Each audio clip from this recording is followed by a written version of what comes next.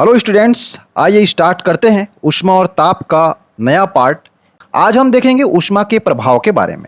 तो ऊष्मा का प्रभाव, तो किस प्रकार से ऊष्मा जो है क्या करता है, प्रभावित करता है किसी भी वस्तु को, कोई पदार्थ है उसको।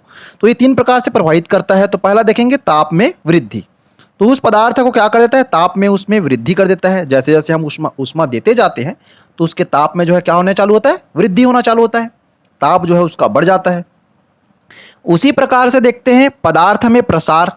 तो वो जो कोई भी पदार्थ हो उसमें थोड़ा सा प्रसार, मतलब वो पदार्थ जो है क्या हो जाता है, फैल जाता है ना।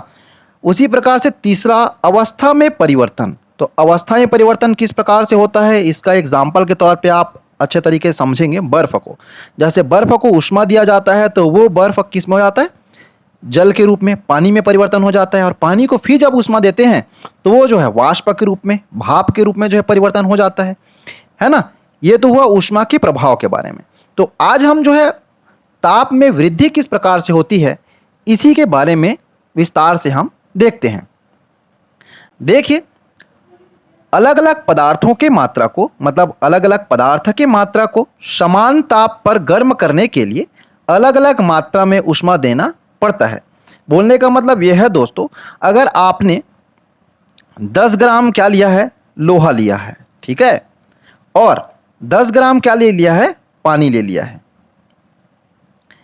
हालांकि पानी को जो है लीटर में नापा जाता है, लेकिन मैं एक एग्जांपल के तौर पे आपको बता रहा हूं। 10 ग्राम लोहा और 10 ग्राम पानी। अब आप बताइए, दोनों को मेरे को ले जाना है 100 डिग्री सेल्सियस पर, 100 डिग्री सेल्सियस ताप पर दोनों को ले जाना है। तो दोनों में बताइए कौन सा जल्दी गर्म होगा। तो आप सभी का आंसर होगा सबसे जल्दी जो है गर्म किसका होगा, लोहा का। और पानी जो है देर से गर्म होगा। तो अब हम लोगों ने जो है देखा 10 ग्राम तो पदार्थ की मात्रा है, परंतु ऊष्मा की जो मात्रा थी वो किस प्रकार से अलग अलग दी गई। तो देखिए, वस्तु, कोई भी वस्तु है तो वस्तु के द्वारा दी गई ऊष्मा या फिर ली गई ऊष्मा, तो इसको हम Q के द्वारा प्रदर्शित करेंगे। तो Q के द्वारा प्रदर्शित करने पर देखिए, तो वस्तु के द्रव्यमान, तो वस्तु का द्रव्यमान जो है हम यहाँ पास m से प्रदर्शित कर रहे हैं। m मतलब मास, इंग्लिश का जो है मास, मास का ही हिंदी में होता है द्रव्यमान। तो m से प्रदर्शित कर रहे हैं। तो Q समानुपाती है m के। अब द्रव्यमान मतलब किसी वस्तु का जो है मात्रा जो है उसको आप बढ़ा रहे हो।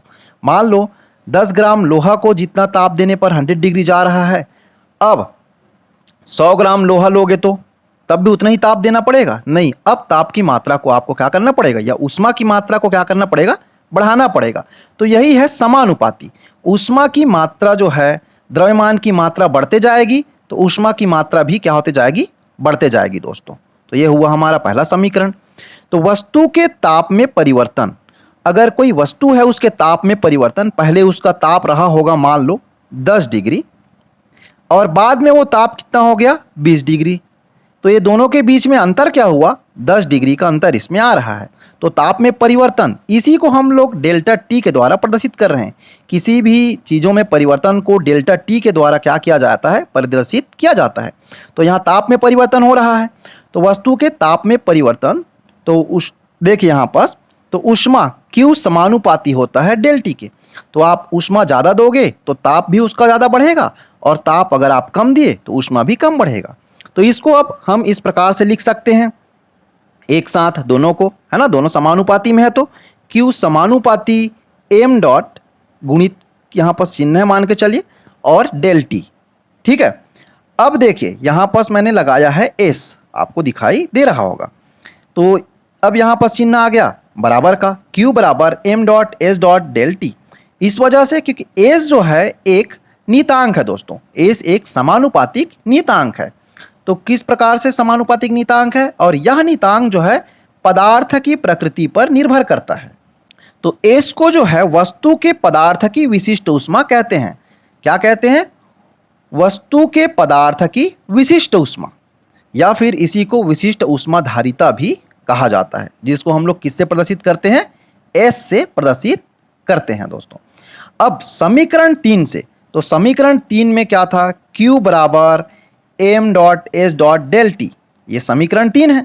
तो समीकरण 3 से देखने पर यहाँ पास आप देखोगे s, तो s बराबर क्या हो जाएगा, जो इस जगह मैंने यहाँ पास लिखा हुआ है, तो Q बटे एम डॉट डेल टी, है ना। समीकरण 3 में यही तो लिखा हुआ है।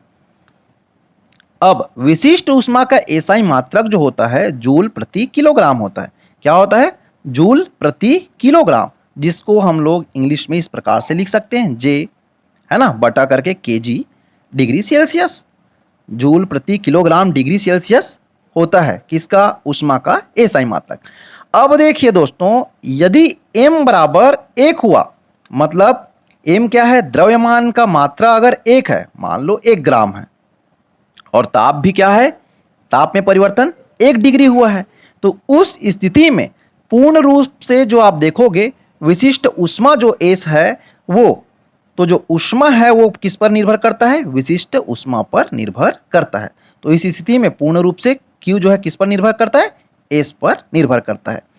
तो वही है, अर्थात विशिष्ट ऊष्माधारिता ऊष्मा की वह मात्रा है जो उस पदार्थ के एकांक द्रव्यमान में एकांक ताप की वृद्धि कर सके।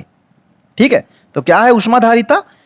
ऊष्माधारिता ऊष्मा की वह मात्रा है जो उस पदार्थ के एकांक द्रव्यमान में एकांक ताप की वृद्धि कर सके।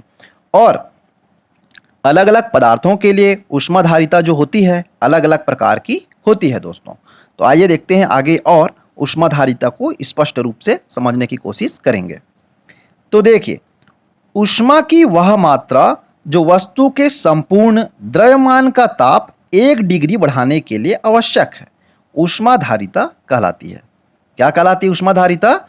ऊष्मा की वह मात्रा जो वस्तु के संपूर्ण द्रव्यमान का ताप 1 डिग्री बढ़ाने के लिए आवश्यक है, यही ऊष्माधारिता कहलाती है। तो देखिए, यदि ऊष्माधारिता मतलब वस्तु का द्रव्यमान यदि m है और विशिष्ट ऊष्मा क्या है? s है, उस स्थिति में आप देखेंगे, उस स्थिति में क्या होगा? ऊष्माधारिता का मान m गुणित s के बराबर होगा। और इस जगह ऊष्माधारिता का इकाई जो है जूल पर सेल्सियस होता है दोस्तों, जूल पर सेल्सियस। अब आइए देखते हैं आगे। आइए एग्जाम्पल के तौर पे हम देखते हैं, मान लो 1 लीटर पानी जो है लिया गया है, उसका मान है 80 डिग्री सेल्सियस। उसी प्रकार से ये है ए, उसी प्रकार से एक है बी। ये जो है 1 लीटर पानी है ये भी, लेकिन ये जो है कितना है? 20 डिग्री सेल्सियस इसका मान है। अब दोनों को तीसरे बर्तन में, ये इसको और इसको, तीनों को जो है एक तीसरा बर्तन पे जो है क्या कर दिया जाए? डाल दिया जाए, मिला दिया जाए। तो अब बताइए इसका ताप जो है कितना हो जाएगा? तो आइए देखते हैं, इसी को जो है हम विशिष्ट ऊष्मा जो है एक ही मानेंगे, क्योंकि दोनों के दोनों क्या है? पानी ही है। तो देखिए इसको हम किस प्रकार से लिख सकते हैं दोस्तों। गर्म वस्तु द्वारा दी गई ऊष्मा, किस प्रकार से लिखेंगे? गर्म वस्तु द्वारा दी गई ऊष्मा m इंटू एस इंटू हम क्या करेंगे? ताप में कमी। ठीक है, उसी प्रकार से ठंडी वस्तु जो होगा वो ऊष्मा लिया होगा दोनों को, है ना। वस्तु द्वारा ली गई ऊष्मा, इसको हम मान लेते हैं m2s2 इंटू ताप में वृद्धि। कम ताप वाला होगा उसका ताप बढ़ा होगा। ठीक है, ये मान लेते हैं। अब देखिए, इन दोनों को जो है हमको क्या करना है? मिलाना है समीकरण को। तो ऊर्जा संरक्षण के नियम के अनुसार अगर हम देखें तो ऊष्मा, दी गई ऊष्मा और ली गई ऊष्मा दोनों के मान क्या होता है? बराबर होता है। तो इस स्थिति में क्या किया जाएगा? पहला m1 into s1 T1 minus T, ये बराबर हो जाएगा ताप में कमी, इसी को हम T1 माइनस टी कर रहे हैं दोस्तों, T1 माइनस टी, है ना।